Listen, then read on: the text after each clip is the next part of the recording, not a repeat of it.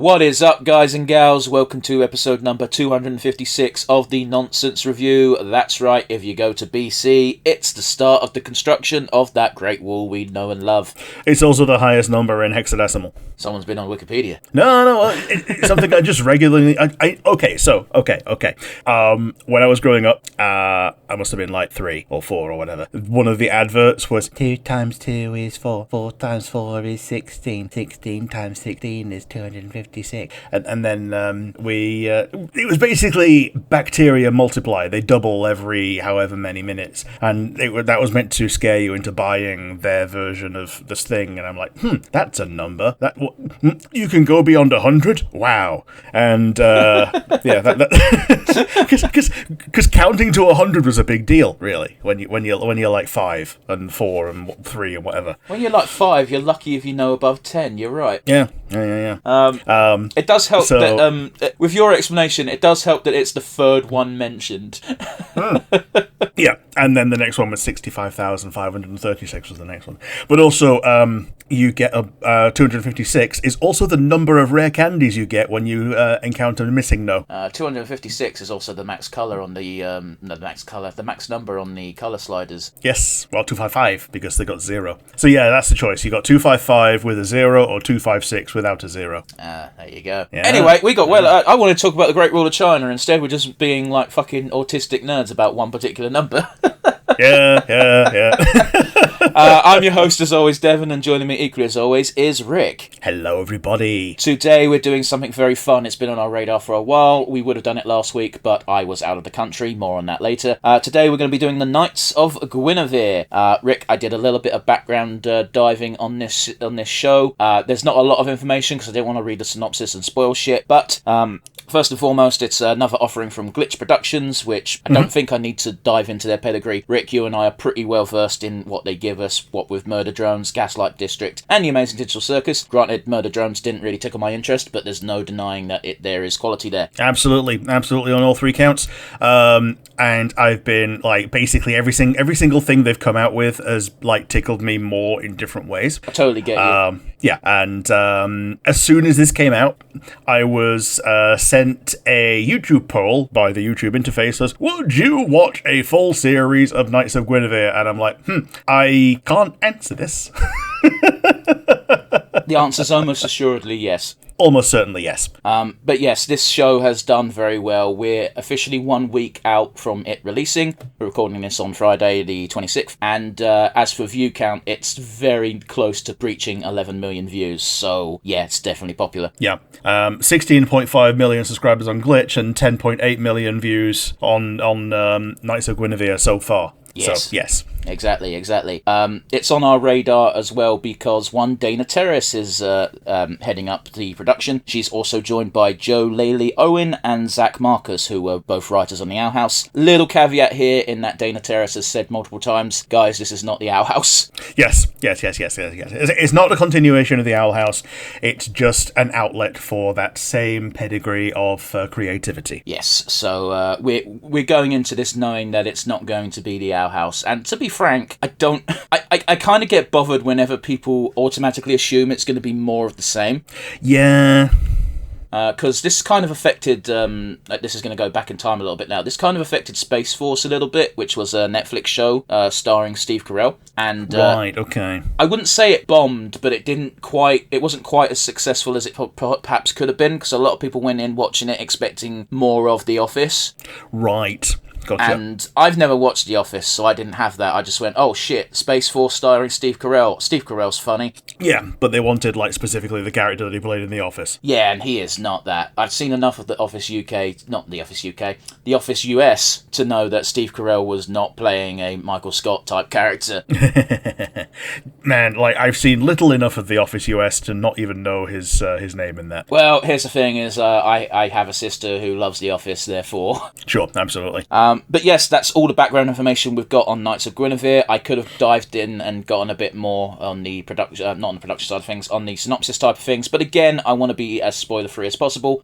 Little caveat here, in case I didn't mention it before, this is also Glitch Productions' first 2D animation. Oh, yeah, cool. So yeah, with that out of the way, for those of you unfamiliar with the show, what we like to do before we dive into the reaction and the review itself is talk about our weeks and the goings-on in the Wide Universe. Technically speaking, we've got 2 weeks to catch up upon because, again, I was away. So with that being said, Rick, how have your weeks been, buddy?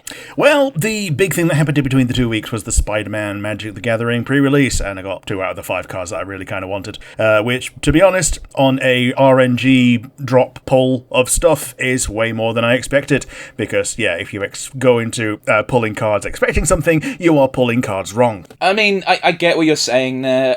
Me and a mutual friend of ours, we are both Digimon card collectors, and I keep telling him, dude, you've got to pretend you don't want the card that you want, because it can sense your desire. Yeah, I got the advantage of one of the cards I really wanted was my promo card, so that was the first thing that I opened on its own in a guaranteed shiny pack. Gotcha. This was a pre-release event, yeah? Yes, so it's a pre-release. It's now out properly, I believe. If not officially, then if you go down to a local game store, they will definitely be selling it by this point. You can also get it on Arena as through the Omen Paths version, which are all serial numbers filed off versions of the same thing. Some of them are a lot cooler, some of them are not. I mean, we were talking a bit off camera, for lack of a better term, about Magic the Gathering nerds getting increasingly angry about these Universe Beyond sets. And I believe my exact reaction was, I kind of don't care. Not to be rude to Magic the Gathering fans, but everything seems to piss them off, therefore fuck them. I appreciate that. I think legendary creatures shouldn't be common, because that's, okay, you said this actually wowed me up a little bit, because it's all artificial anyway. Oh yeah. It's all made up. Why do you care? It's just to make more money by going, we're only printing 100 copies of this card, so pay me. Yeah. But oh well.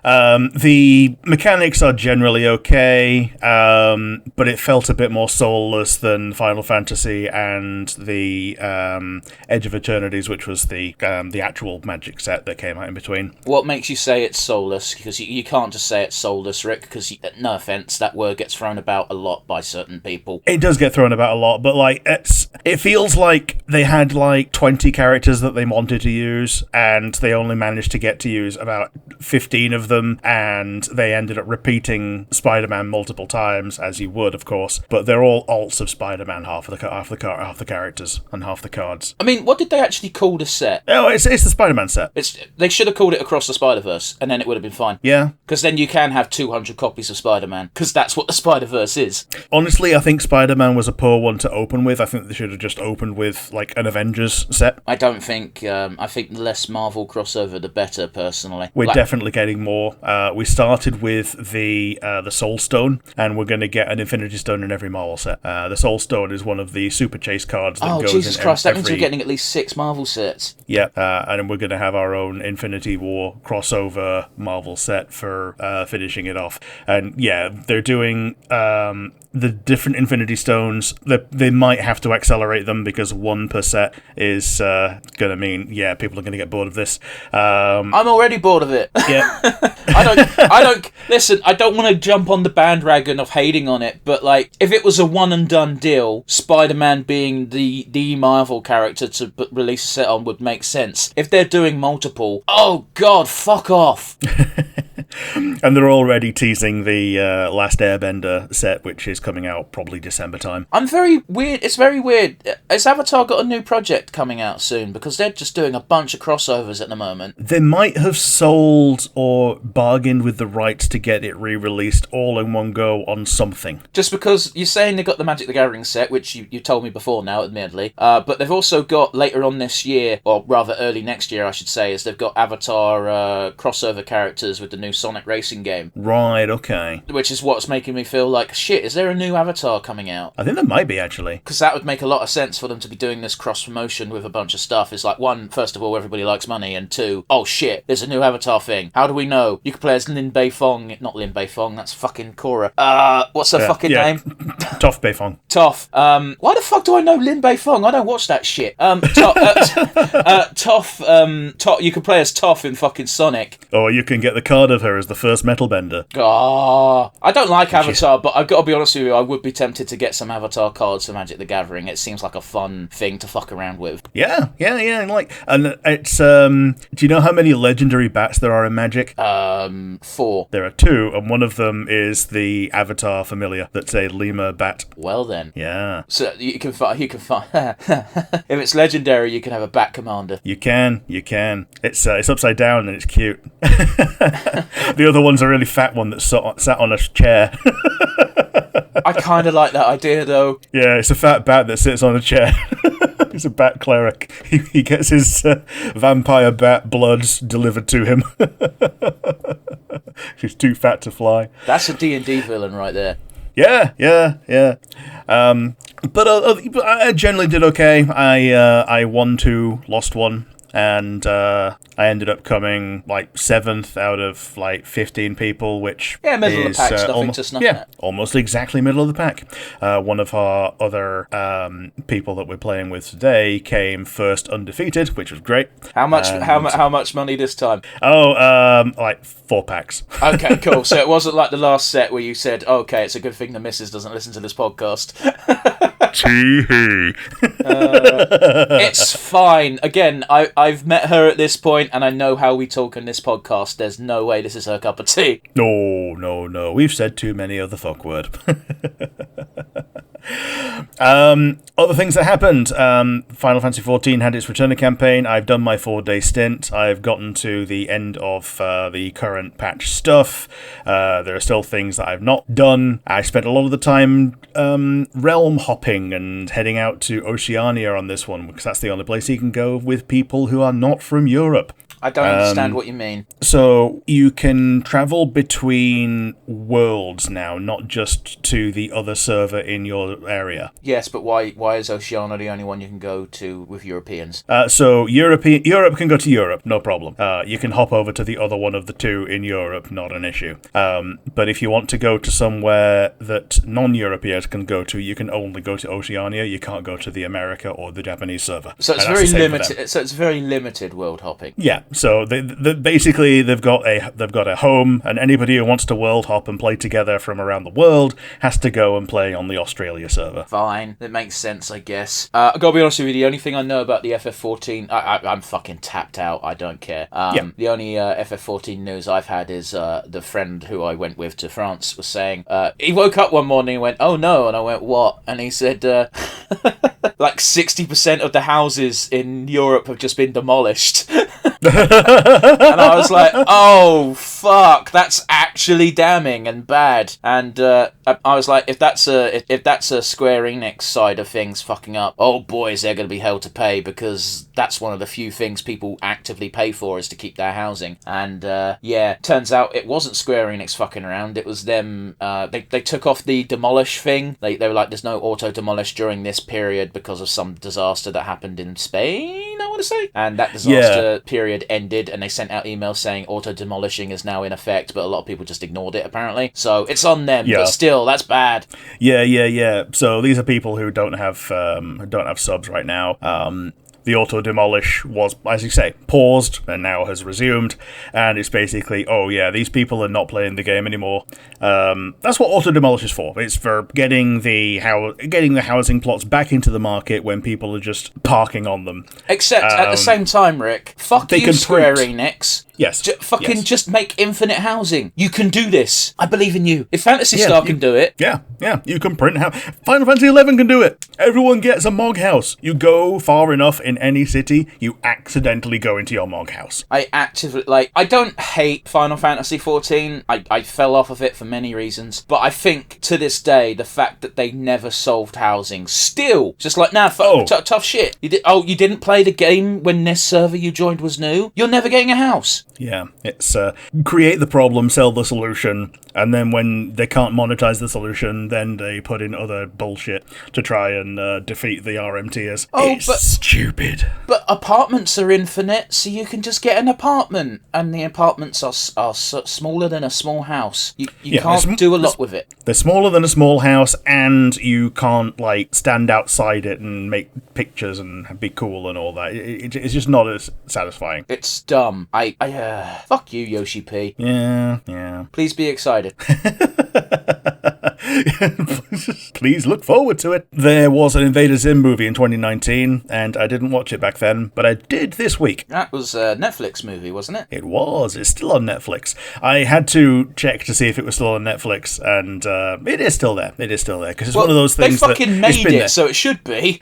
Okay, but they also made She-Ra, and that's going away. You know what? You make a valid point. They made Voltron, and that's already gone away. That's because they had a weird deal with DreamWorks, though. Yeah, this is true. I'm not excusing it, but that's the reason. But yeah, it was the main takeaway from this is that I didn't watch Invader Zim when I was growing up, but I still do generally like this kind of absurdist humor, and it's very definitely a callback to the early mid 2000s of LOL Random, and it's weird hearing Richard Horvitz' Moxie voice in a villain protagonist role rather than a Smithers role, you know? It's really weird that you say that, because I feel like he's always fucking had that voice for every character, including when he voiced Alpha, he sounds like that. Yeah.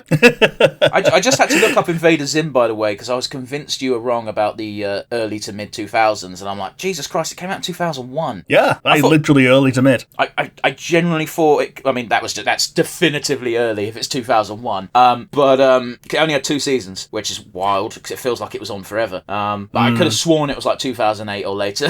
No, we were watching it in 2007 when it had already been cancelled. There's a good possibility that that's the case, because again, we're in the UK, so our fucking schedules for everything American was a bit weird back when we were subject to such things. And even when something is cancelled, the British TV networks will just show other episodes of the thing or ad infinitum if it was funny. But yeah, it was generally a good bit of fun. And yeah, the other thing that happened was that Chrono Break came out. This was kind of on my radar, but then it finally really did come out, and Crony started playing it. Of course she does. She's the main character. Oh, Crony. I thought you said Chrono Break, so I thought it was related to like Chrono Trigger or something. Okay, so it is called Chrono Break, because it's, time has broken, Crony needs to go fix it. Yeah, I get it. Yeah, Chrono and Crony both mean time. One's Latin, one's Greek, or whatever the fuck. Mm-hmm. And it was made in part by Galaxy Trail, who made Freedom Planet. And Freedom Planet 2, man, that was 3 years ago. So yeah, this is what they've been doing since.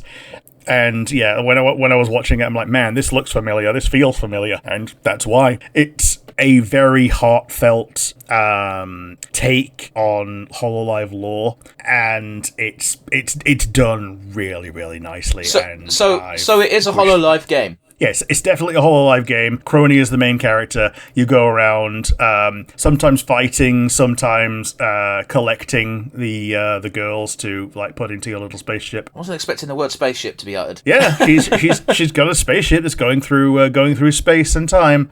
Sana is too big, so she's outside. So is this a free game, or do you have to pay for it? It's a full price game, but it's like 20% off for launch. What does full price mean? I think it's about 15 quid. Cool, that's fine. The reason why I'm asking is because I don't know what HoloLive's stance is on fan games. This one has actual voice acting by the talent. So it's got the stamp of approval, and they're not going to suddenly gank it and go, how dare you? Yeah, so people who don't work for them anymore obviously didn't do the voice acting. Like Sana's not been there for like 3-4 years now. But Crony herself has actual voice lines because she worked with them, and when it comes to a cutscene, she'll talk. Yeah, no, that's fine. I was just trying to, again, I know fuck all about this, so I'm asking questions. But yeah, 2D slide scrolling platformer feels a bit like Mega Man Zero, because Crony's got the 2 swords, and her double jump is like helicoptering one of her swords. Oh, she's an Inquisitor. Yeah. Well, the chronicopter is part of it as well. Yeah. A chrono gear warden of time is what it's called. Sorry, not chrono break. Yeah, okay. Chrono break sounds like a breakout clone, but I wasn't going to argue with you because I don't know. Yeah, chrono gear warden of time, and it's Team Chrono Gear in Galaxy Trail. Fair enough. And yeah. That's just generically very good, and it's 15 quid. It's on my wish list. But that's about it for me. How about you? What have you been? Where have you seen? You didn't see any news? No. Jesus I Christ, did, Rick, it's been but I 2 don't want weeks. to talk about it. You don't want to talk about it? No. Okay, then. But yes, how about you? What have you been? Where have you seen? I've been to France for the last week. You have? France is a very funny place, and I don't like it. No, that's a bit fucking harsh. But hey, did you know their restaurants don't open till 7 o'clock?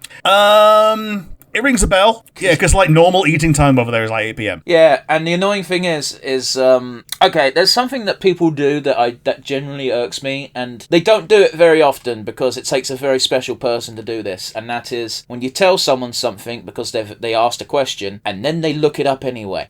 Yeah. So the very first night we were there, we went to a bar type place for food, and we got to the bar and said, "Hey, you're serving food." Bit of a language barrier, but like they're French. Like if you know English and you know French, you can kind of get certain concepts across pretty easily. And it's like, no, we serve food at 7. And I went, okay, cool.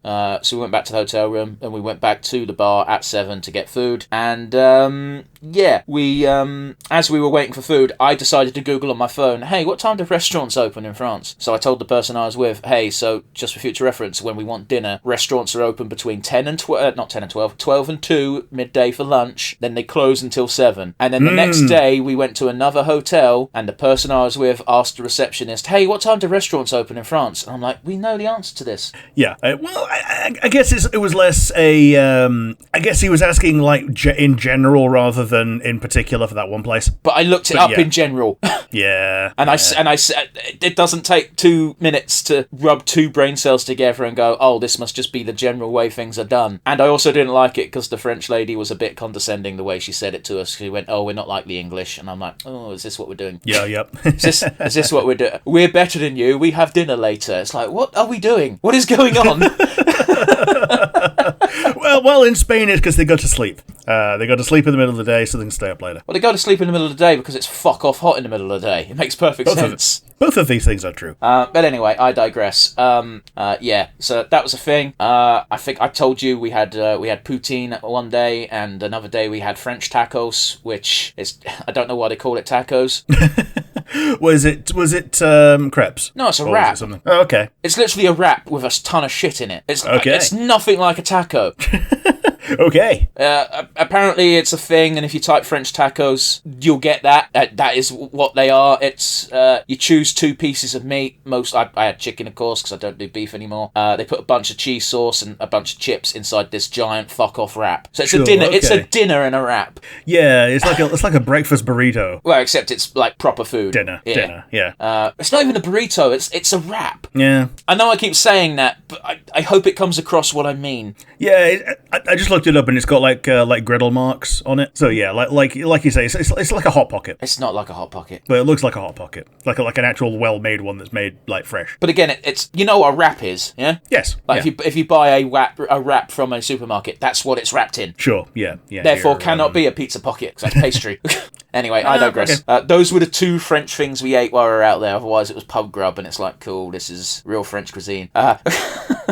Yeah, the well-known French cheeseburger.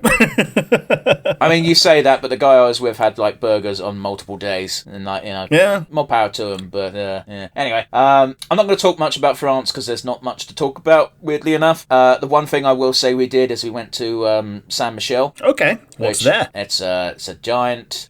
I don't want to say cathedral because it feels wrong, but it's a church. It probably is. It's not a cathedral because, well, all right, it might be a cathedral, but it's not like a cathedral as in the sense that I know it. But I'm used to British cathedrals, and yeah, the best part about it is looking at it from far away. Sure, rather damning, but Well, it's just like you look at it from across the bay, and it looks magical. It looks like a thing out of a fucking fairy tale, and and then you get there. Generally very impressive. It's like a fucking 3-mile walk from the car park to the place, because you have to walk over. Back in the old days, you had to walk over where the sea, where the tides had fucked off, so you'd have to trudge over mud and shit. But now they've just built a bridge. So you walk across that, you get to San Michel, and it is the most tourist trap of destinations I've ever fucking been to. Oh, Christ. Well, yeah, like monetizing Jesus. It's not quite like that. It's very much aimed towards tourists in that, first of all, you had to walk 3 miles to get there. Like, you could have taken the bus, but I was such a penny-pinching bastard, and I was like, I'm not paying €5 for a bus. That's the mood I was in for most of the trip, in case you were wondering. Not paying €5 for a bus to a place that I can see. It is quite a fucking trek, though. It doesn't look like a trek, but it is, and like I am a rotund gentleman, so that didn't help. I appreciate that, yeah. But we got to the foot of the place, and as you're walking through, it's like, cool, here's all these cafes. Do you want a sandwich? €20. Fuck off. Do you want a drink? €5 for a bottle of water. You got no other option. So unless you brought something with you, which I did not, you're gonna have to either suffer or pay the money. Guess which one I picked, Rick? Yeah, suffer. Yeah. I am a stingy bastard. But we got to the top, just at which is at the foot of the. I'm gonna call it a chapel for the sake of ease. And I said to the guy I was with, "Listen, I'm fucked."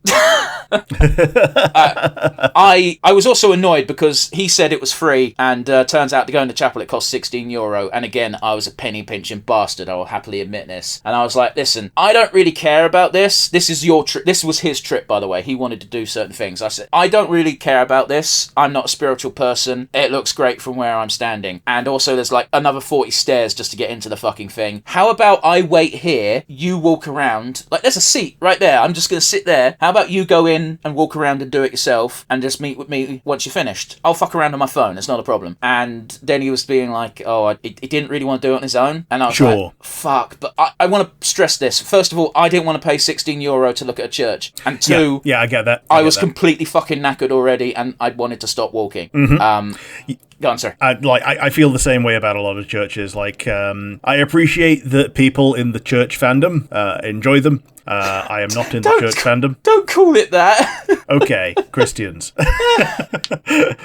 Like hardline Christians who they make it their personality, you know. I am not one of these, therefore I don't care. So when they start asking you like multiple hours at minimum wage just to look around the thing that's been there for hundreds of years, I can see the outside, thanks. Anyway, because I didn't want him to not do it, I just capitulated, as it were, and went, fine. I didn't bitch at the time, but I bitched in the car ride home because I was in pain at that point because my sciatica flared up, because shocker, you know? But yeah, we went round the church, and it was disappointing. They didn't have any information. It was just walking around the empty building, and I was like, cool, I've learnt fuck all. I think this would be really good if you had a tour guide telling you everything, but if you didn't have a tour guide, there's nothing to glean except for your own interpretation of things, and it was just an empty church.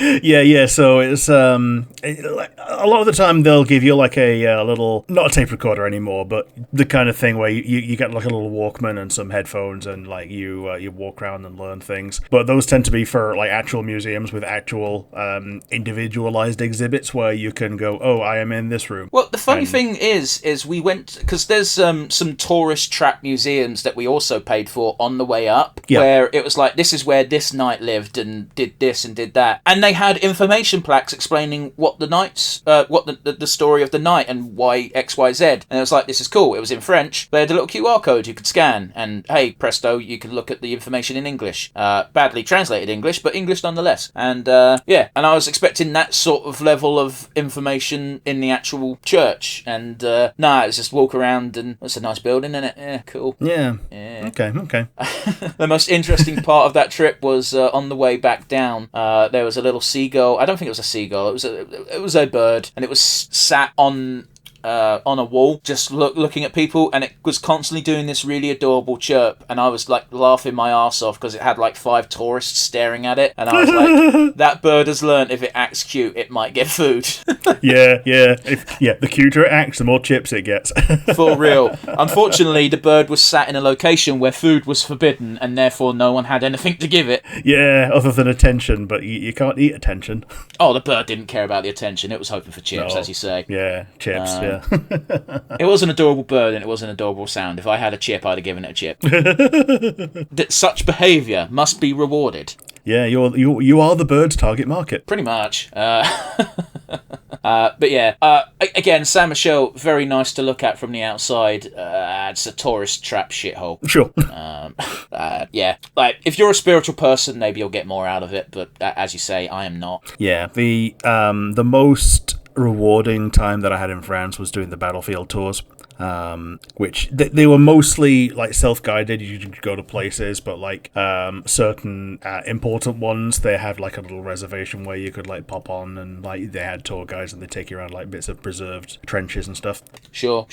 Like, the only time I ever did that was with the school, and that was in Belgium. Yeah, well, it's very similar. Well, yeah, I'm just trying to relate. Yes, on to other things I did. Rick, I watched the 1968 version of Planet of the Apes. Did you? Did you enjoy it? I'm so fucking annoyed at how good that film is. Oh my god, I was wrong. So I got fed that on the YouTube, and after watching it and laughing for the 500th time and being like, damn, that's a good fucking joke in a random episode of The Simpsons, I was like, shit, I've never actually watched Planet of the Apes. And then I watched Planet of the Apes, and wow, that piss take musical is incredibly accurate, isn't it? Yeah, that's the best part of any abridged piss take is like accuracy. Yeah, like when Dr. Zayas does the fucking spinneroonie. Yeah. And the fact that people draw attention to his name, you know? But the other one is similar when I was talking about Yu-Gi-Oh! Abridged to someone who'd only watched Yu-Gi-Oh! Regular, and I just pulled out a couple of the voices, and they were immediately able to go, oh, yeah, that's Kaiba's mannerisms. That's definitely Maximilian Pegasus. Oh, yeah. Like, Yugi takes the piss a bit, but most characters are pretty spot on. But yeah, Planet of the Apes, it's a fucking... it hasn't aged. Does that make sense? Yeah, it's basically... It's timeless in... It's Zerust, I think is the term, where they tried to predict what certain futuristic things were going to be in this 50s, 60s, 70s, and that became a look forward to what things might have been like. But with Planet of the Apes, all of that is kind of discarded for the ape society. I just meant from like a visual standpoint. Yeah. Like, I was amazed at how good the costumes actually are.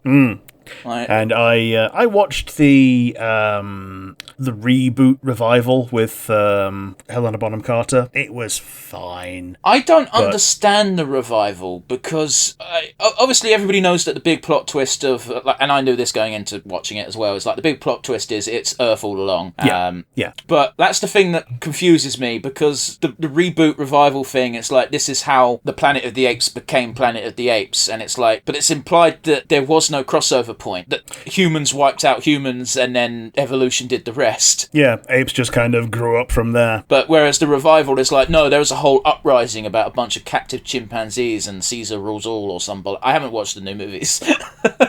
Yeah, so the one that I did watch, they basically had already got their own society. The later ones are the ones that were like the prequels of like the Rise of the Planet of the Apes, I think one of them's called. Got you. But like, go on, sorry. No, that's just it, yeah. It's the new ones are a lot more cash-in-y, but a lot more like higher budget as well by the same token. Well, because it's all Andy Serkis flexing his CG abilities, isn't it, really? Yeah. How many characters can Andy Serkis play in this movie? Full credit to him for doing so, but how many can he play? Well, it's less him playing things as well, so much as like him getting the role of Gollum just means he is the perfect director for anything that uses that tech. Yeah, totally. It's why his name shows up in any movie with any version of that CGI, because he knows how the suit works in and out. Absolutely. So again, like you say, actual ability to direct under those conditions. But yeah, going back to Planet of the Apes, like, it's fucking wild to me that, like, if you going back to 1968 and not knowing fuck all and being like Planet of the Apes, oh, it's a planet full of ape people. Like, what a fucking twist at the end. Yeah. It's like, who'd have known Darth Vader was Luke Skywalker's father? Oh, well. And, like, I've seen that scene parodied to death, that, oh, you maniacs, you blew it up. God damn you all to hell. And I thought it was corny, over the top and shit, but it's really well acted. You know what I mean? Yeah, I get it. Because everybody who takes the piss out of it hams it up so much, I assumed he was going to ham it up, but no, he doesn't. He plays it completely seriously. And I wouldn't say it's heartbreaking, because again, I saw it coming from more than a mile away, because it's a plot twist that I've known since I was 2. But you know, it's a fucking downer of an ending. Yeah, 100%. Yeah, it's a good movie. If you've never watched the original Planet of the Apes, I highly recommend it. It is a bit weird when he kisses the lady chimp. Yeah, I can get that. Well, because it comes out of nowhere. It's just like he kisses her, and then she's like, "But he's so ugly." And I know that's meant to be the joke and whatnot, but I'm just like, this is fucking weird. Yeah, the gag is that, especially in the new one, the Helena Bonham Carter ape looks like Helena Bonham Carter.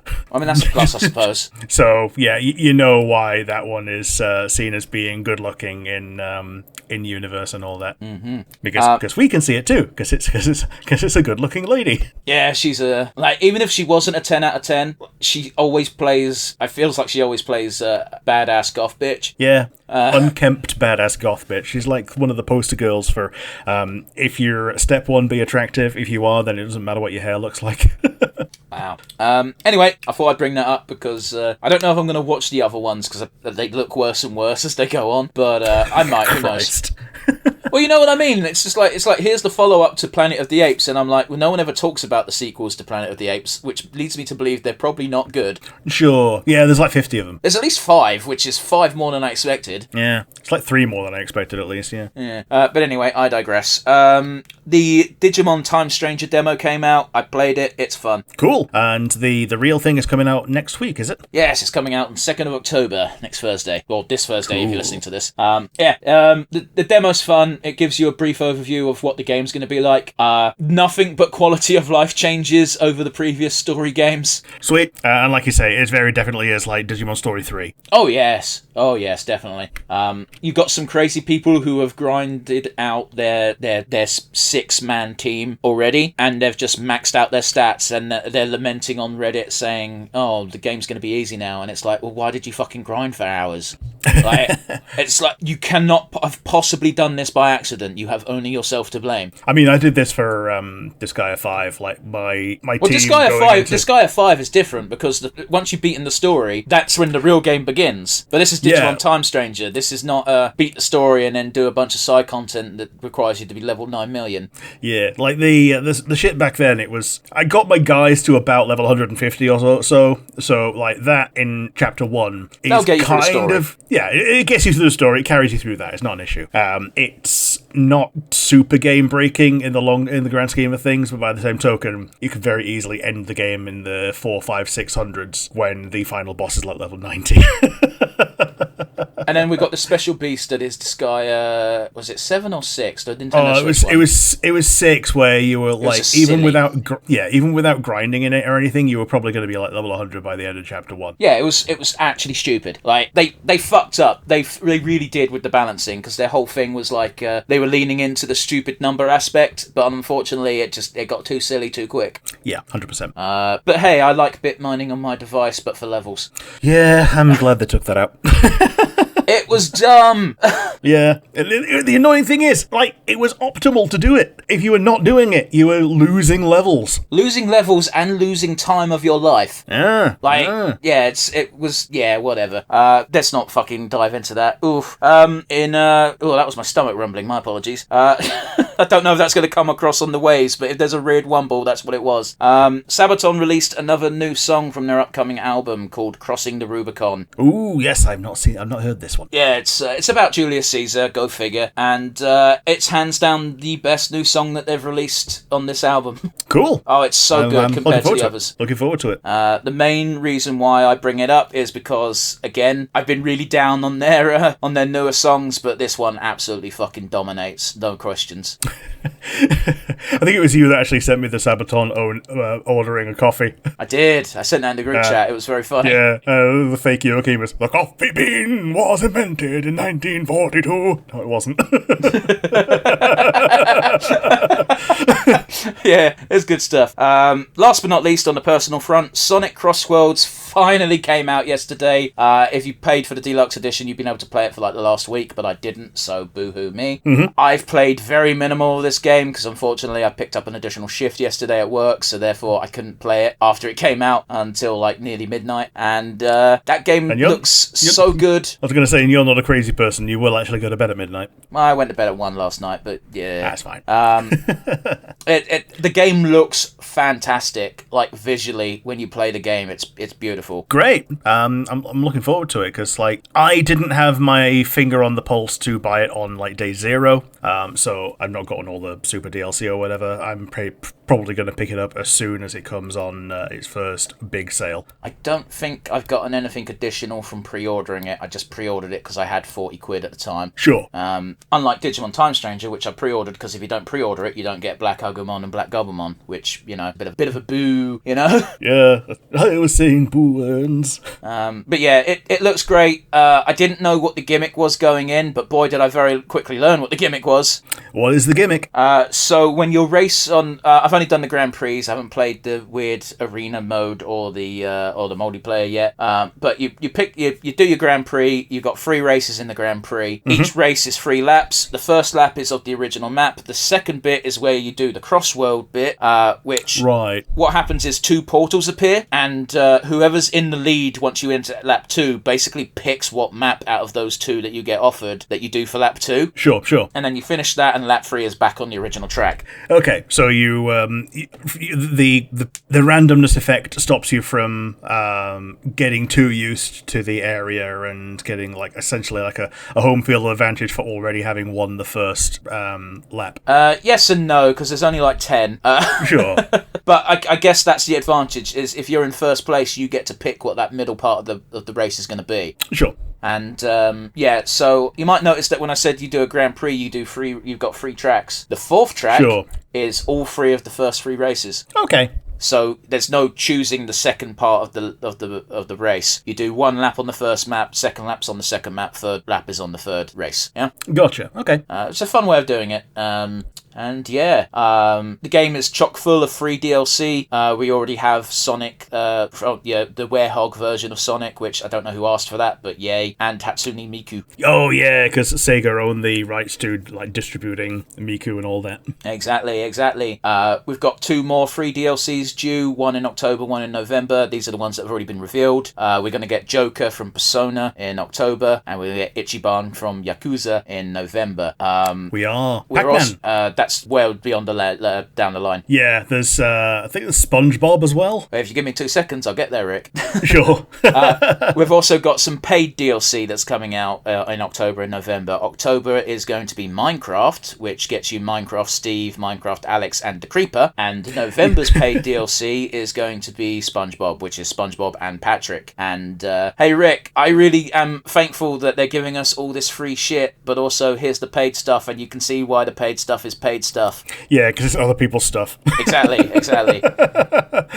Yeah, they could very definitely put a delineation of, oh yeah, the people paid this for your stuff, therefore that's the amount of money that you get for it. Exactly. It's a nice, easy way to split it. And yeah, this is why I brought it up earlier in that well down the line, we haven't got month release dates for anything after SpongeBob, but it's probably safe to say that we're going to get 1 thing a month, because that seems to be how they've planned it out for the moment. But well down the line is we've got we're getting an Avatar DLC. Not James Cameron, the Aang and Co. Yeah, Airbender, Avatar, yeah. Yeah, I'm saying Aang or Co. It might be Korra, who knows? Sure. But anyway, that does it on the personal front. Are you ready for some news? Let's go! Hey Rick, how do you feel being one of the damned souls cursed to walk the world for eternity? Is this another thing about ghosts? Not far off. Well, Rick, you and I are still here, which means we didn't make it to heaven, because the rapture was meant to happen again on the 23rd. Oh, okay. Oh, shit, I don't know about this. Well, yeah, why would you?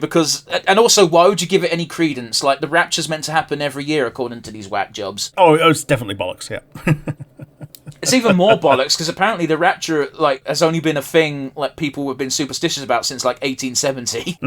It's weirdly recent. Yeah. Well, I think the afterlife is also weirdly recent. Well, no, because heaven and hell have always existed in the Bible.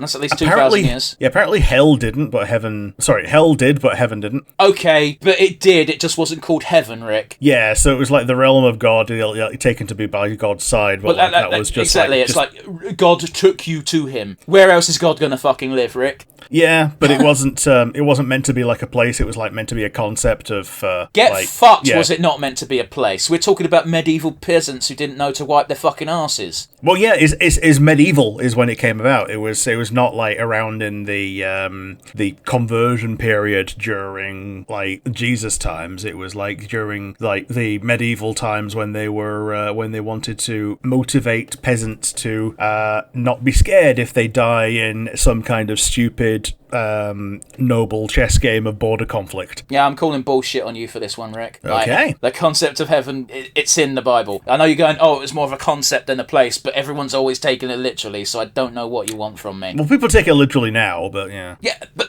Oh, whatever, man. I'm not having this discussion. It's dumb at the best. It's dumb even if the two people agreed. Do you know what I mean? Yeah. Rick, are you looking forward to getting your new UK digital ID? Oh, Christ, what they're doing with this. So, for those of you who don't know anything about UK politics, one of the hard-ons that Tony Blair used to have is every single person in Britain should have a unique identification card. And this has never fucking died because Keir Starmer wants to do it again. Keir Starmer wants to introduce UK digital IDs. And get this, Rick, in order to prevent immigration. Oh, Christ. Work that one out! Christ. Right, so what can we think about this? This is like, if you don't have your ID, then you immediately get iced. Yeah, except the problem is it's not going to stop people from coming into the country. No. I want to point out, having these universal identity cards are already a bad idea, but the reason why they're thinking of bringing it in is just fucking ridiculous. Yeah, we've already got, like, mostly universal ID cards. It's called your driving license and your passport. I don't drive. I still have a driving license. Yeah. Sorry, yeah, it's a provisional, but whatever. Yeah, like, a small ID thing that is like accredited and like traceable. I only have that so I can buy booze. And I don't even drink. Yeah. It's so that you can, not so that you do.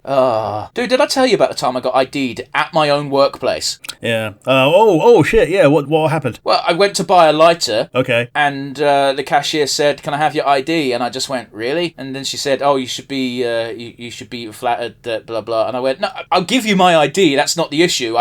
Why? I work here."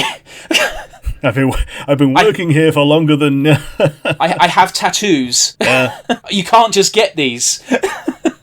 Well, all right. Yeah. If they look like chicken scratch, then yeah, maybe that was some random fuck who came around my house with a tattoo gun. But my tattoos don't look like chicken scratch. Thank you. Like, again, and I gave my ID no hassle. I get it. Like, there are plenty of cashiers who have horror stories of people creating a stink about being ID'd. I wasn't creating a stink. I was just genuinely surprised as to, like, I work here. I've worked here for, I think at the time, 7 years. Sure. Okay. Anyway. Yeah. Yes, 7 years, yeah. You couldn't have started working when you were 6. Unlikely. They'd do it if they could get away with it, Rick. Oh, yeah. Oh. You'd be able to pay some of the under 18 wage for longer. 6-year-olds only have to get paid $2 an hour plus a can of Coke for break. Yeah, if they're under 10, they work for free. Oh, jeez. In other news...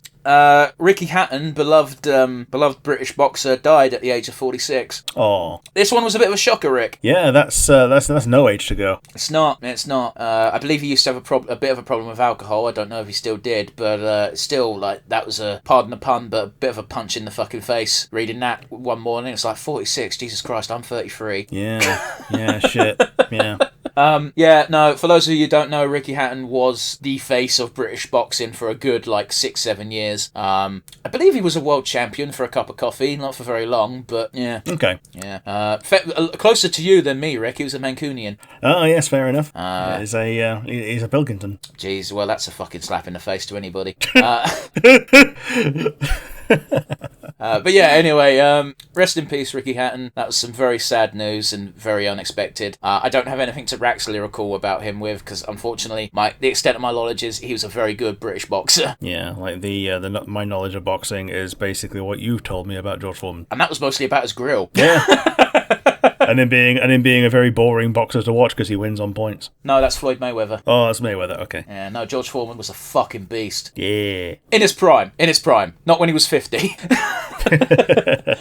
Anyway, Rick, in a stroke of good news, a judge has officially dismissed the state terrorism charges against Luigi Mangione. Ah, sweet. Yeah. So hopefully he won't get executed for something that stinks. Well, everybody said that this charge... Again, I've gone on record 5 times. I don't even think Luigi was the person who did it. But even if he was, this charge doesn't apply. And it appears even the corrupt legal system in the US has finally gone, this is fucking stupid, and just thrown out that part of the charge. Yeah, because if it was terrorism, he'd aim it at someone who was, in government and not just a guy who was responsible, allegedly, for his suffering, allegedly. Yeah, we got to say allegedly, I guess, but even so, I don't think Luigi's the guy who did it. Oh, yeah, and even if he was, why would he be carrying, his manifesto in his pocket? That's the thing that keeps getting me. It's such an obvious fucking, we need to fucking charge someone, Yeah, just obvious plant. Ugh, it's bollocks. It still makes my blood boil. Yeah. Speaking of obvious plants, I wasn't going to bring up the Kirk thing, but it feels like they did the exact same thing with him as well. Yeah, and you got people slinging shit on both sides of that as well. It gets muddy real fucking quick. But yeah, it's what is it with the fucking powers that be just being inept at planting evidence nowadays? Yeah. Anyway, Rick, this is not a wrestling podcast. What's happened? I've got 2 things to talk about. Neither of them. Well, one of them slightly good. One of them is just cool, fuck wrestling. First and foremost, Roger Jackson has been officially arrested and charged. Good. Yeah. He was immediately released on bail after about 2 hours, but whatever. At least he's being given due process at this point, and they are prosecuting him. Yeah, it's on his record and all that. Yeah, he needs to face comeuppance for what he did.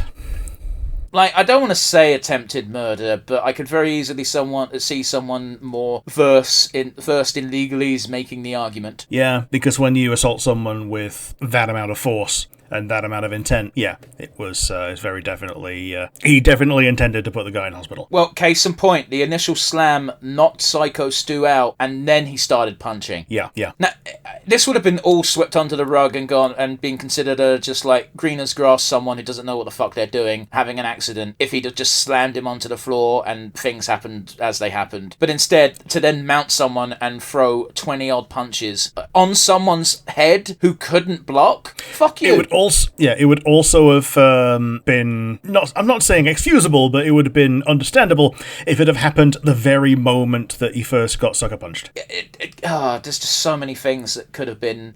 There's no way of excusing what happened, is what we're saying. Correct. But yes, the other piece of wrestling news I have is that it's official. WrestleMania 43 will take place in Saudi Arabia. What the fuck? WWE is owned by TKO these days, but even before that, they had a very good business relationship with the Saudis, and there's a few reasons why this stinks. First and foremost, Saudi Arabia is a terrible country filled with terrible people. I am not commenting on that one. That's fine. I'll say it. I don't care. I'm never going there. They wouldn't like me even if I didn't fucking call them bastards. They have historically numerous cases of human rights violations, from killing journalists to outright slavery. Good old Khashoggi. And nowadays they're using their immense wealth to try and sort of sweep all of these crimes under the rug and be like, no, we're a centre of culture. We're bringing all these sports events. They're hosting a comedy jam in which, by the way, Bill Burr is headlining, so fuck him nowadays. I don't know if he's headlining, but he's part of it, and given it's just so hypocritical, but whatever. So yeah, I don't like the fact that they're hosting a WrestleMania in Saudi Arabia, because Saudi Arabia is a terrible country, and again, I don't rate the people who live there very highly. They're mostly rich sheikhs if you're not a slave. If you're a slave, sorry, this isn't aimed at you. But also how you're listening to this podcast. But the other thing is that WrestleMania has never been hosted outside of the USA, and for Saudi Arabia to be the first country to get it is a slap in the face to wrestling fans. Yeah, that's what I would take from that. That say what you like about how it's been like blown up into a marketing juggernaut, but like at the backbone of it is the American people who want to see people punch someone each other, and like if they have to go further than the borders of America to do that, they ain't gonna do it. Well, I would like to have seen WrestleMania outside of the USA at least once. I think the biggest show we've ever gotten from WWE outside of the States is arguably SummerSlam when they did it in Britain. That was in the late 90s, so fucking ages ago. And they do have premium live events now in other countries, but they're piddly-widdly little things, but they like to be like, yeah, see, we're international, and it's like, cool, we filled a 20,000-seat stadium. Yeah, this is under a WWE umbrella, and therefore we're charging what we would charge if you had the actual production values of an actual event in actual America, but it's in Sheffield. It's not quite that bad, Rick, but I get the point you're making. But yeah, also WWE's gone downhill lately. Since COVID, they've kind of gone downhill as far as marketing goes, because you can't get seats to a WWE show for less than $500.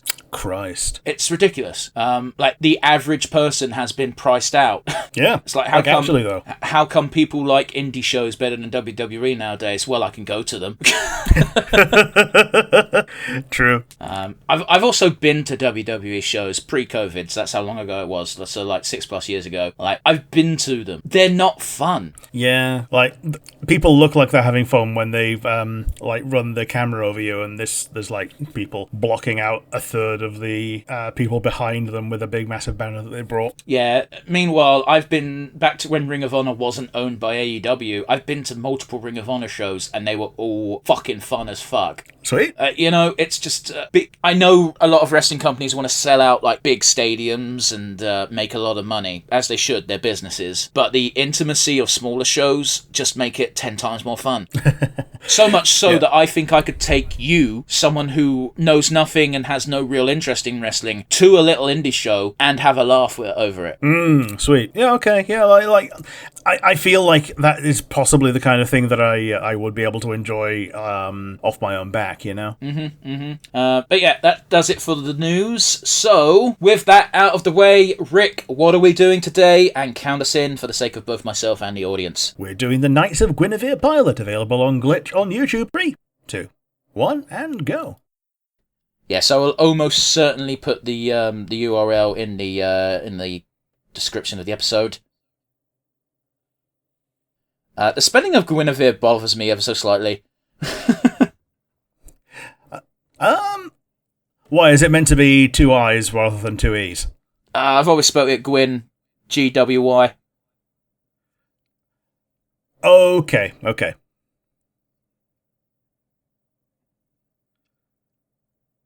This feels like the Witchlight campaign. It does a bit. It does, man. I only bring that up because we're doing it at the moment, me and Rick, or Rick and I. Oh, she looks very dead indeed. I think she looks like a doll, isn't it? I think I know that voice. I mean, quite possibly.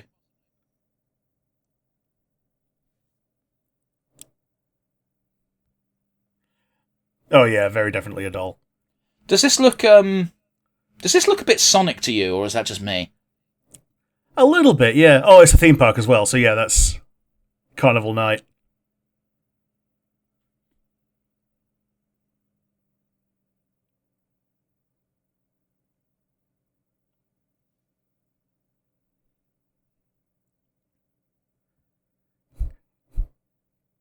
I live in Disneyland. Shit, it looks a bit like a fat Walt Disney. I can kind of see it. Is Mama dead? Oh, I'm assuming so. I'm not sure he's a real person, because he's got a mark on his forehead that looks like it could be a plug socket. It could be. Yeah, or like where the hologram is being... Oh, jeez. That was like her guts going out.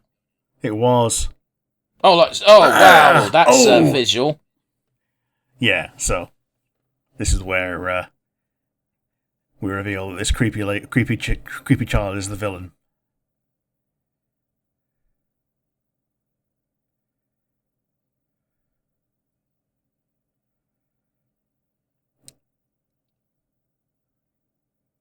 Oh, he said the shit word.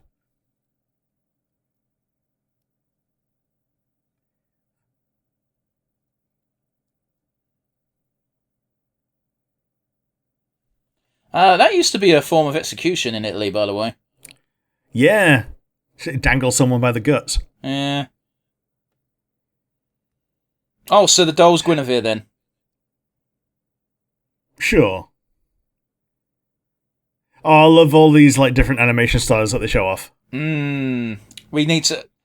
Okay, this is kind of fucked up, because I was about to make the joke of, like, look at this super marketable character, but, like, Glitch is actually marketing her in real life with dolls like this. It's kind of cute, though. You can buy that. I kind of want one. Well, you can buy it, so... Oh, yeah, those very definitely look like Owl House extras.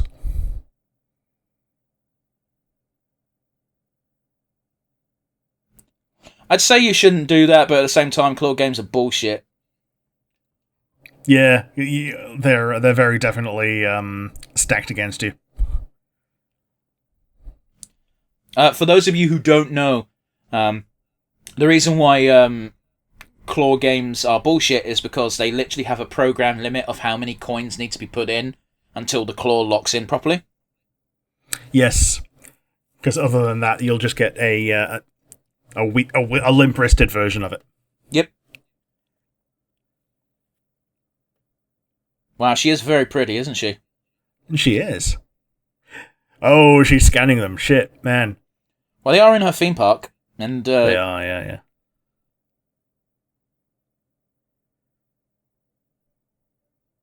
Oh no.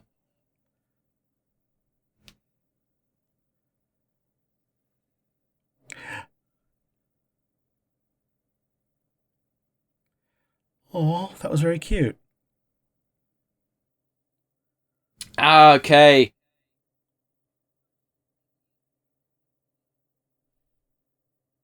That looks like fucking what's her name from that show on Netflix. That doesn't help. Ridley. Oh yeah, Reagan Ridley from not Inside Out, Inside Job. Yeah, there you go. Man, I was thinking about Inside Job the other day. Such a shame it got cancelled. Yeah, so I suppose it didn't click with me, but should have at least gotten a chance to finish.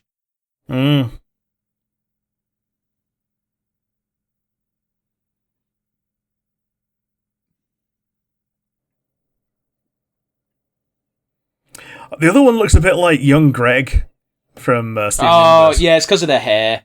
Yeah. It's the Greg Raditz hair.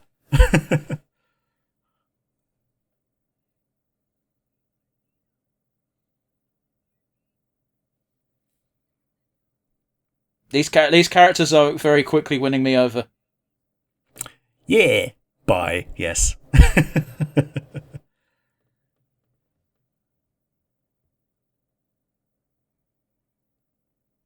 Yeah, we made the thing out of order.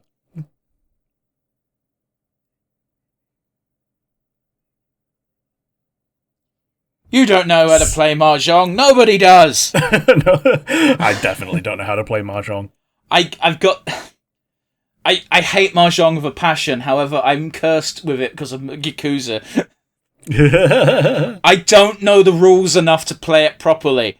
Do you know what I mean? I know the rules enough to like kind of randomly guess, but I'm never going to win against someone if I played for realsies. You know what I mean? Yeah, you're not going to win against a person. But you might win the minigame. I'm really thankful that in the more recent Yakuza games, they've what have they done? They've changed Mahjong a bit to be like Mahjong puzzles, kind of like chess puzzles. Sure. So I can just Google that shit. I get you.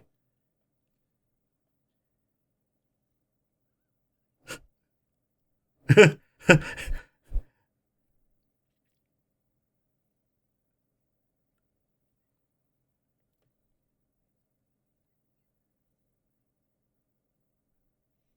incredibly adorable. Kind of is. Oh, I feel that one in my soul. I do like how gruesome they're being with the robots, pretty much just because they can be. Yeah, because they're robots. It's like Samurai Jack. Like, you can be as violent as you like to a robot. Look at this capitalist hellscape.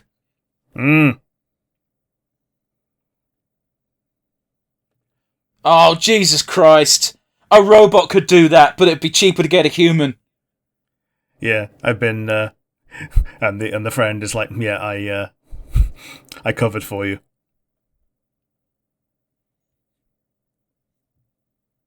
I feel that as a retail worker, I feel this in my soul. Because it's like, cool, you now have to do 5 jobs because we're not replacing the people who have left. Except I get paid minimum wage, which means I don't do any of those 5 jobs well. No, nope. Scruffy hears you. That sounds like Scruffy. Scruffy, don't it care. sounds like Scruffy. I'm sick of it. Scruffy believes in this company. He says as a tear rolls down his eye, down from his eye, and he flips his porno mag. Yeah, but not even quickly. He like slowly licks his finger.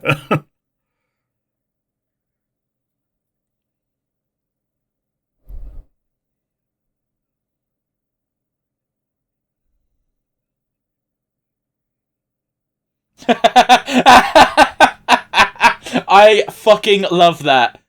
Just fucking mouthing along with the entire spiel because you know it at this point. Yeah. You've had it so many times.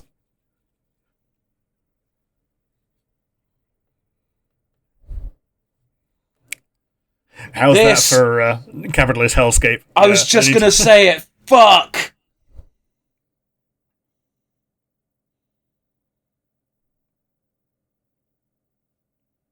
God, this is a grim world.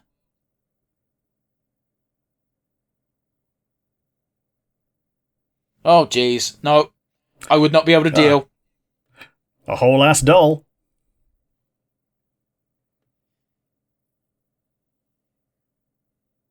I like the callback to pretty much everything they did as kids. Yeah, claw machining. Yeah, that's really cute, actually. We've got them mostly complete.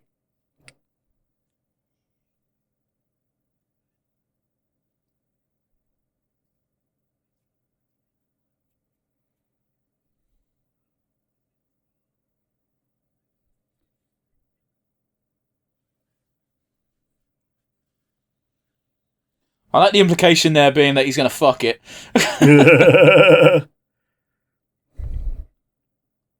God, how fucked up is it that the fucking Super Corpo cops have these fun mascot faces projected on their fucking glass? It does remind me of Freedom Wars, though, where you're kind of controlled by a Corpo mascot. And yet all I'm thinking of is the beatings will continue until morale improves. Pretty much.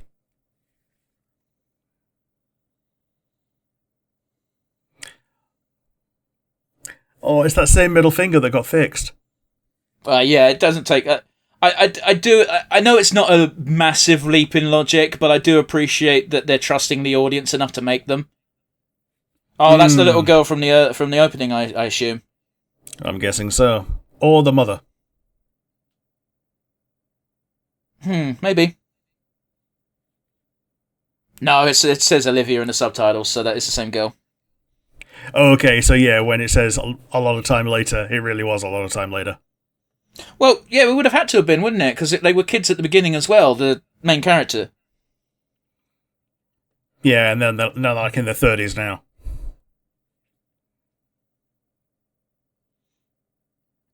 Well, this is... I know this is going to be a simplistic way of putting it, but this is an immensely sad scene. It is.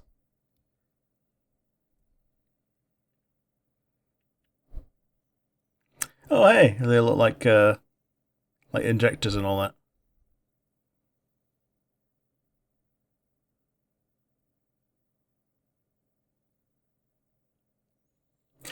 That's actually a pretty interesting way of doing that. When your bin is overfull, it starts hologramming that you can't put any more things in.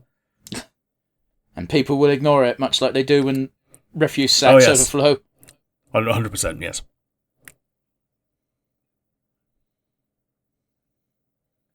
So unnecessary. Yeah.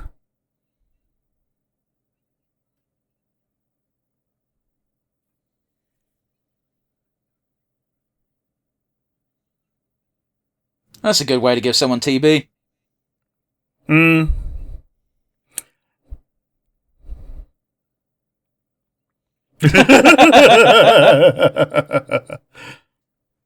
Oh yeah, he's not real then.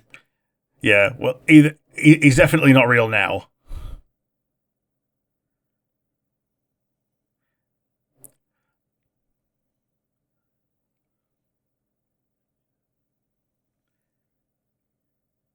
Yeah, okay, so I think I've seen this as a trailer for this.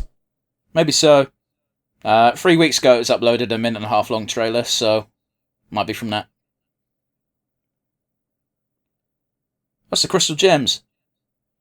Yeah.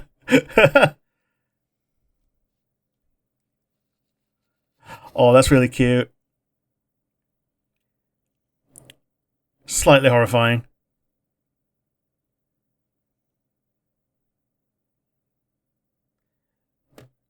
Yeah, she's the base one.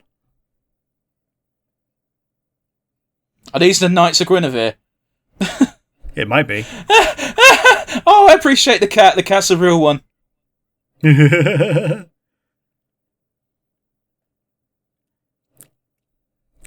That's a cat for you.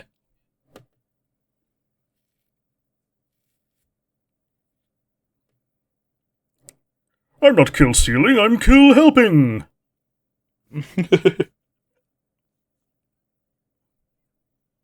Bathtub brew, goddamn. Sad girl dumplings and bathtub brew. And the query is, were those ever actually moving? I'm going to assume so. Because they were hologrammed up, weren't they? Yeah, I guess so.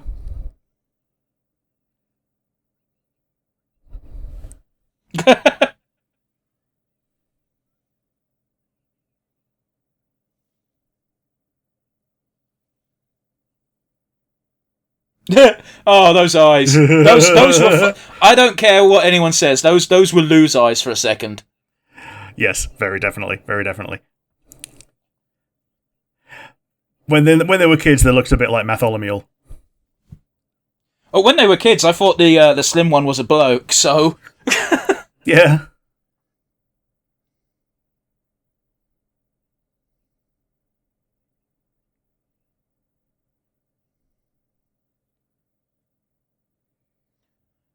You have seen one like that. It would have been the first, wouldn't it? Yeah.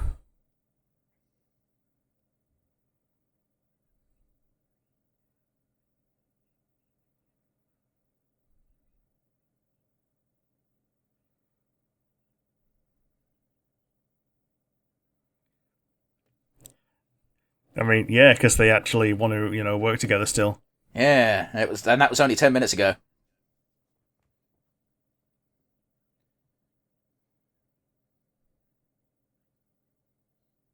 Oh, smiling at the same time.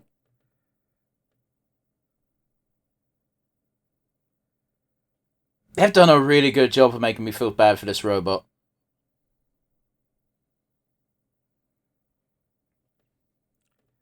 Yeah, exactly. It's really easy to empathize with a thing that looks cute when it looks cute,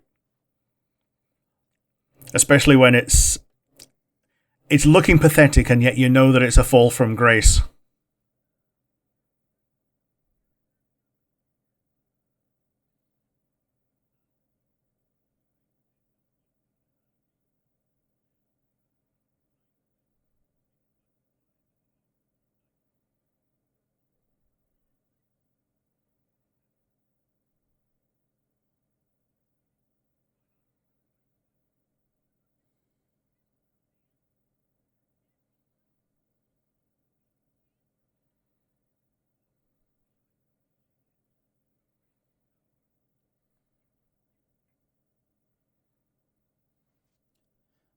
I kind of get his logic, but yeah, he also doesn't know. I get it.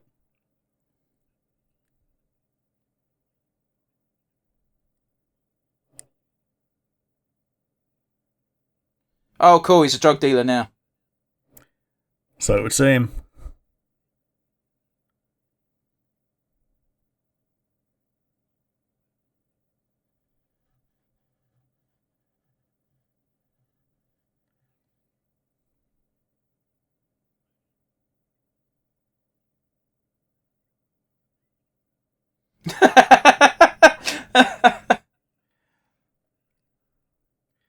Well, she knows how to scrap then, doesn't she? Probably learnt it from him.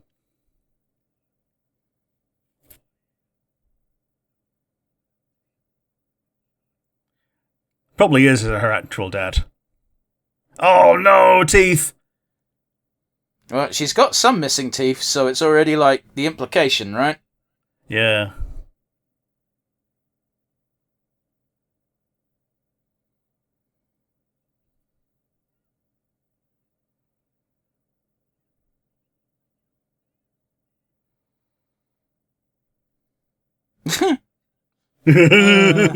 Was enough to give her a fucking black eye, though. Oof.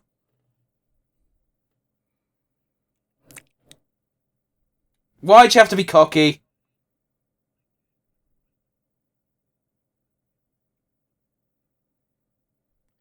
Yeah, you got nothing to gain.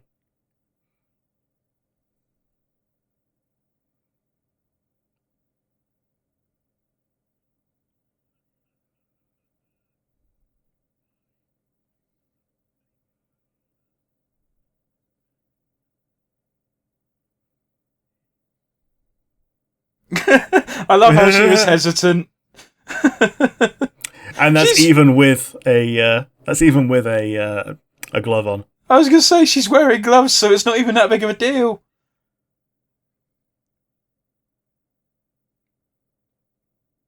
I like the futuristic cigarette that's just a fancy vape. Yep. So obviously know that... Epcot's! Oh, yeah. I was going to say, obviously we know this is going to go to shit because they're going to fix her up and she's going to be like, please don't do this. And they're probably going to cave because they're nice people. Welcome to Epcot. It's like a Death Star graveyard. Dang.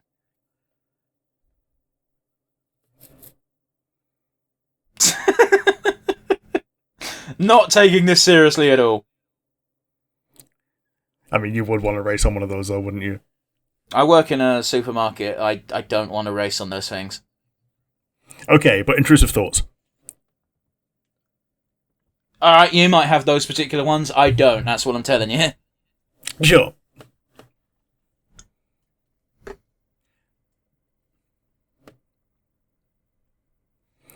Can't you see the red lighting? Something villainous is happening.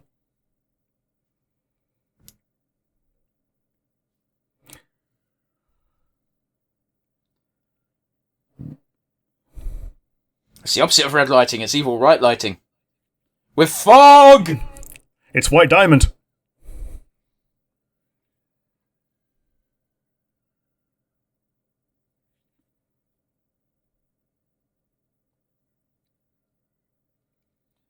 White Diamond is such a weird villain in retrospect because she's only effective in Steven universe. Oh my god, that is so cool! It is, though, isn't it? Like, there were two of those in the upstairs bit with the, the villain queen. Yeah, but they were a bit smaller.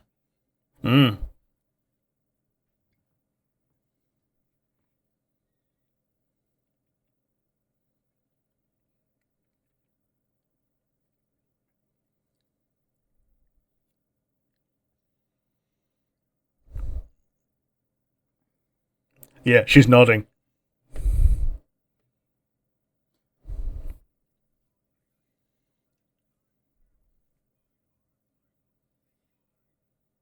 Well, if that ain't terrifying.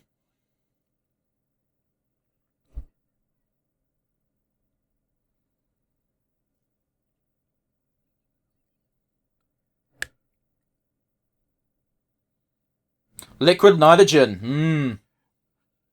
Okay, so yeah, they snap it off with that, and then you get to see him regenerate or whatever. Oh, yeah, he's pissed. Well, they feel pain. That's useful to know. Or they're programmed to feel pain.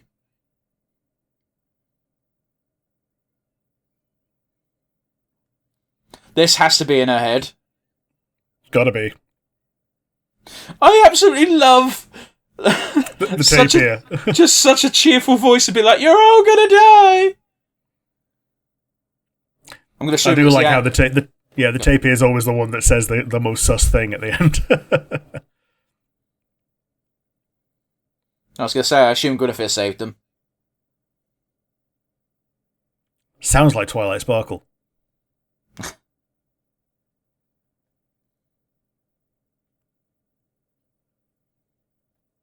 I hope not. Because if not, we need to deal with this.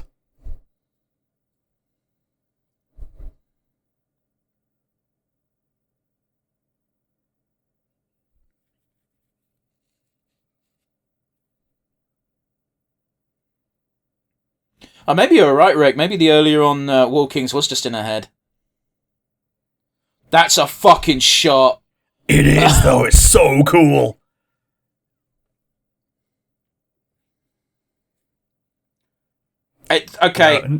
Not being able to see it makes it 10 times better.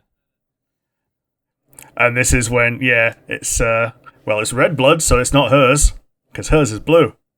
She's fine. Is she? It's like reverse Five Nights at Freddy's, where the monster is the one that's on your side. But by the same token, she can't do the cool thing while you're watching.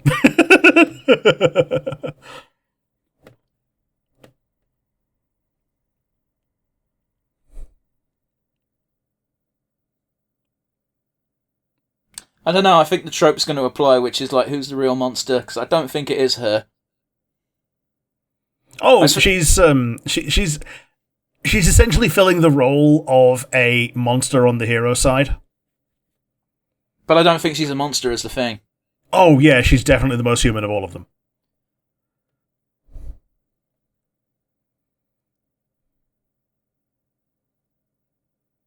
Oh, didn't like that. So 3D printing a nice new eye. Didn't think that's what they were doing at all. I think they were just opening it. And fixing it. Oh, this is what they look like to her. Oh. Damn.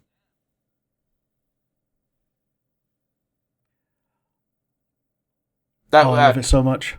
It's, yeah, okay. That was a fucking place to end it. And the ending sequence giving us a bit of a clue as to who the Knights are going to be. Oh, yeah. Spoiler, it's going to be the two main characters. There might be more. But yeah. Yeah. That was interesting. I wasn't expecting that twist at the end where like the opening cutscene of them as innocent children is just how Guinevere, the robot, sees them. But the question becomes, how much time has actually passed then? Like, obviously at least a certain amount of time from the intro with Olivia, because she's an old lady now, but arguably there might not have been any time passed for our main characters. Yeah, it could have been like 20 minutes. It could even have been very recent. That's just it, man. That's just it. Again, the episode did a very good job of making it seem like there was a massive time skip, but now our sense of time entirely is completely thrown out the fucking window, depending on whose perspective we're seeing things from. Because again, that reveal that when Guinevere's in her right state, that's how she sees the world. Yeah, absolutely. And because just before that, when we saw Guinevere's point of view, assuming it's Guinevere's point of view, and the main characters were aged up still. Yeah. Unless that was meant to be from, I'm sorry, I don't know the humans' names. Frank and something else. Thanks. Frank is Frank and Andy. So assuming that wasn't from Frank's point of view, because she seems to be 50-50 on seeing things as they are and seeing things in a bit of a romanticized holographic version, you know? Yeah, she seems to have some kind of imagination vision, at least. Which, given the bleak fucking world they live in, who can fault her? Absolutely. But yeah, that brings the first episode of Knights of Guinevere to a close. I think it's safe to say we're very high on it, but nonetheless, Rick, what did you think? I love this so much. This is like a real. It'd be weird to say return to form for Dana and people that she's able to work with. It's less that they've not done things well, and more that they've not been given the funding and been able to do things since the Owl House ended. It's not even bringing up the Owl House. It's not even the funding issue either. It's the fact that syndication. Yeah. Could you ever imagine this show being on Disney? Oh, even with the fuck words taken out, no. Yeah, it's not going to happen. It's too gory and gorny. Like, I can see it being on Netflix. I did appreciate because it's easy to fuck up doing gore without doing gore, but I think they managed to straddle that line perfectly on this one. Yeah, because they can get as gory as they like with the robots. But they don't go too over the top still. Like, it's enough to make you feel a bit gross, but not enough to be like, well, that's silly, isn't it? Yeah. But yeah, do you have anything to add on how much, I definitely love this, how much we both love it?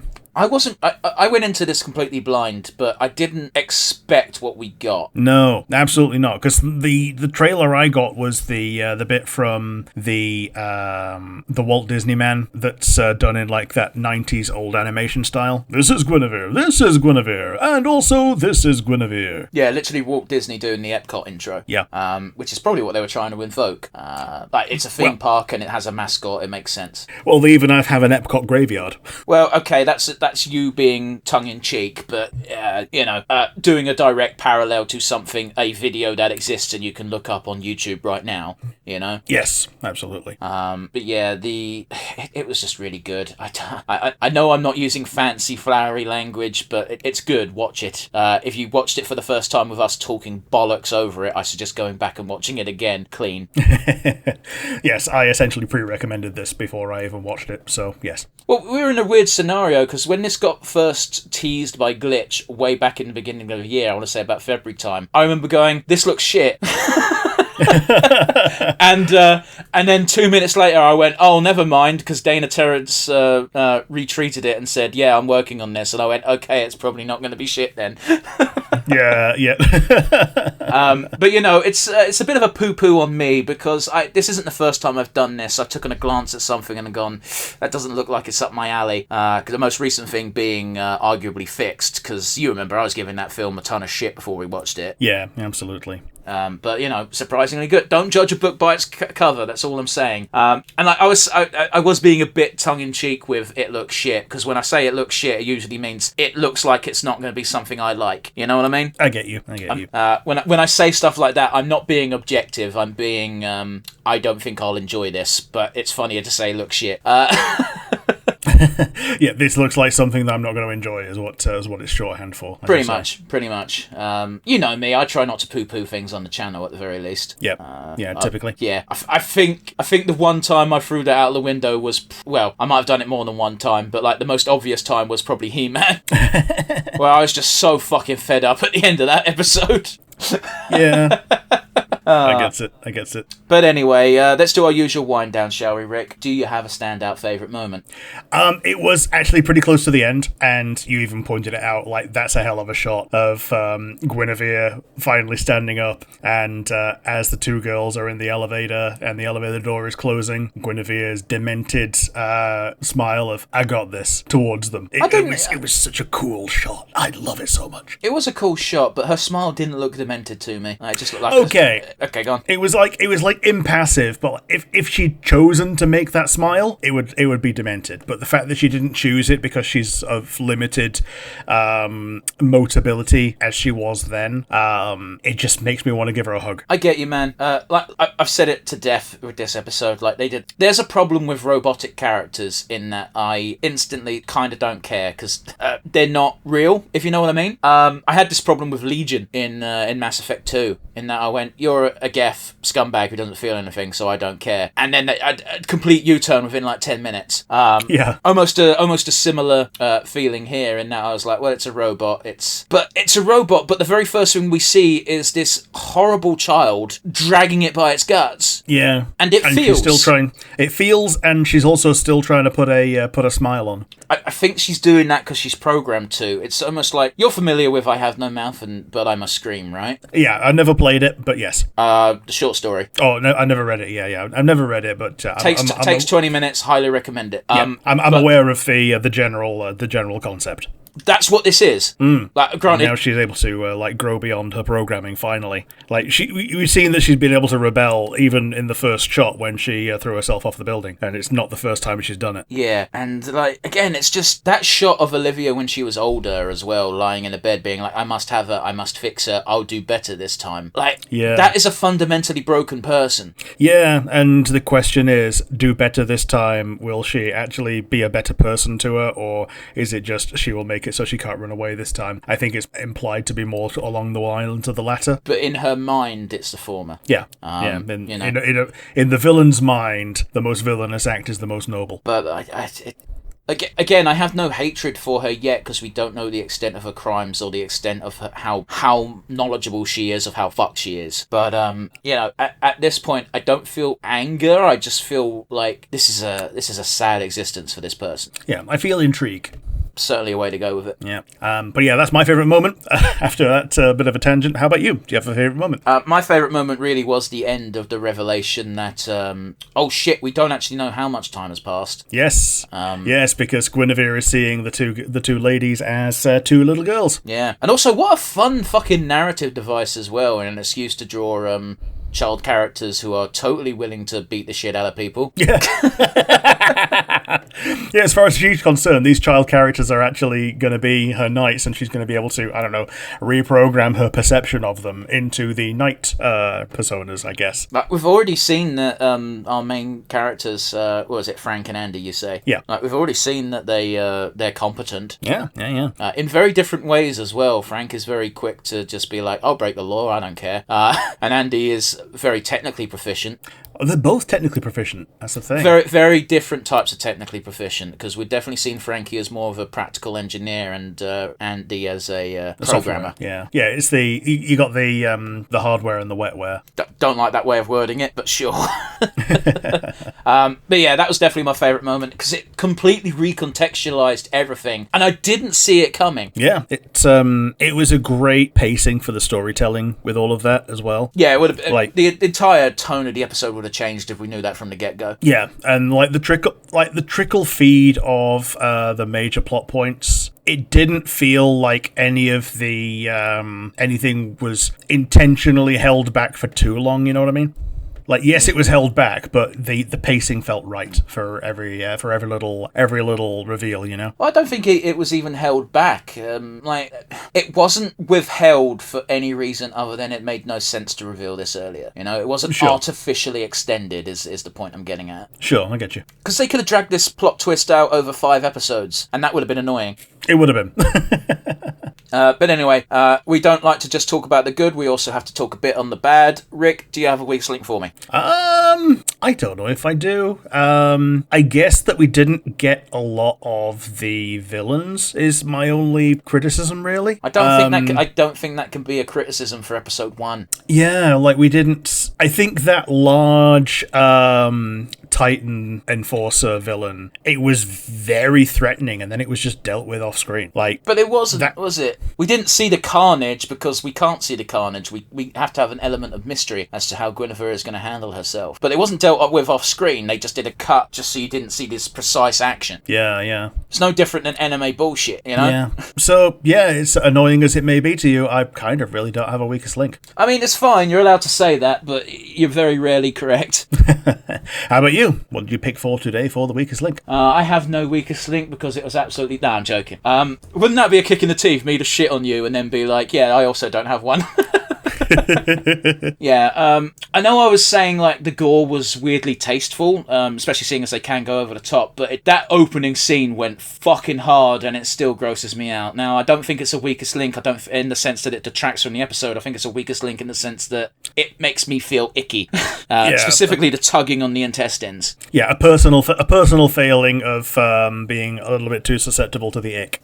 Well, I have this thing in a lot of things, Rick, in a lot of show viewings, in that anything that deals with anything medical or gory makes me feel sick. I've explained this to, I don't know if I've explained it to you specifically, but I've definitely explained it to a mutual friend of ours where I've said, look, don't talk to me about medical stuff. I can't handle it. And then they still do. Yeah. And then when I tell them to shut the fuck up, they then think I'm the arsehole. Yeah. I've asked you nicely, and you kept going. Yes, yeah. I get this in particular when people are dealing with eyes that have been like pulled out of the body and like they're still on the stalks. Yeah, you do have an eye thing. Yeah. I would rather eyes stay where they're meant to be. But yeah, a great show, great use of gore. Personally gave me the ick, but I don't think it was a bad thing. But it was but it was right at the beginning as well, so I kind of got over it quickly. Yeah, totally. I get you. Like it basically becomes like a memory of, okay, this is how this doll works when it's in full working order. And it raises the question of like, this is what Olivia was doing when she was a little girl. What has Guinevere been through in the time skip? Because again, has to have been at least 50 years between that opening, that opening, and Guinevere in her bed, very sick and can't apparently move. Yeah, not Guinevere. Olivia, sorry, Olivia. Yeah, unless it's even worse, where Olivia wasn't actually a child at the time, but Guinevere sees her as one, and we're kind of seeing it from her perspective in a way. It's possible. Yeah, it's certainly possible. But it would really take a lot of benefit of the doubt away from Olivia if she was like 40 when she was doing that. But the problem there is Guinevere wasn't her perfect, pristine self in that shot, which leads me to believe that was just, we're meant to take that at face value. Because every other time we've seen the world through her eyes, she's had that blue glow. Sure, I get you. I could be wrong on that, though. We'll have to wait and see. But unfortunately, this is a Glitch production, and therefore animation takes time. So it's probably going to be a couple of months before we get episode 2. Yeah, 100%. I'm saying unfortunately. Animation takes time. I do respect that. I'm just saying it's unfortunate that we will have to wait. But yes, gone. I was just saying, with this being a pilot, they might indeed, depends what they do with it. They might do what they did with the Amazing Digital Circus, which is like putting it on like a couple of months schedule, or they might get it picked up and wait a long ass time before they can release the whole thing as like a whole season somewhere. I mean, it's possible. It's possible. Like, we haven't had episode 2 of Gaslight yet. No, we haven't. Which, putting that in perspective, like the Amazing Digital Circus is just going bang, bang, bang, bang. Yes, absolutely. But anyway, I digress. What we like to do is we like to have a crowning happy moment at the very end of our episode. So with that in mind, Rick, who is your MVP today? My MVP is Frank. I'm going to split the difference with you and give it to Andy then, because I was also thinking Frank. But the pair as a duo both deserve the MVP crown, in my opinion. The pair as a duo and going forward as a trio with Guinevere the doll. But Frank, I think, edges it out by no small margin. She was the driving force behind a lot of things that happened, and also, like, I just really feel for her, She feels like the protagonist. Yeah, she feels like the real protagonist. Even though, like, in any other show, like, she'd be the deuteragonist that a lot of people just pick up as the favorite. In this one, she felt like the protagonist of the episode. Yep.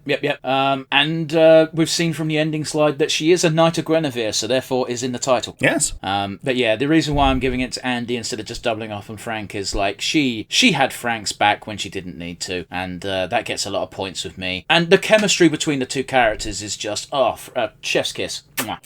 Yes, absolutely. So yeah, double thumbs up from all of us. Yeah, this is a very good show. I suggest you watch it. And if you're watching us, or rather listening to us over the episode because you've already watched it once and just want an excuse to watch it again, thank you. Let us know what you think in the comment section down below. Do you agree with our points? Do you think I'm a piss babby for not liking the intestine scene? Only you can tell us. We also have the comment section on Spotify. Alternatively, you can send us an email at nonsensereviewuk@gmail.com. Yeah, also tell us about things that we missed, because we can't catch everything while we're reacting. This is very true. But yeah, it was a fun show. Watch it. Join us again next week, guys, where we know what we're doing. It's October. We're doing Halloween spooky stuff. Specifically, we're doing OG monster movies, but we won't tell you which one we're starting with. Bye, everybody. See you next week, guys.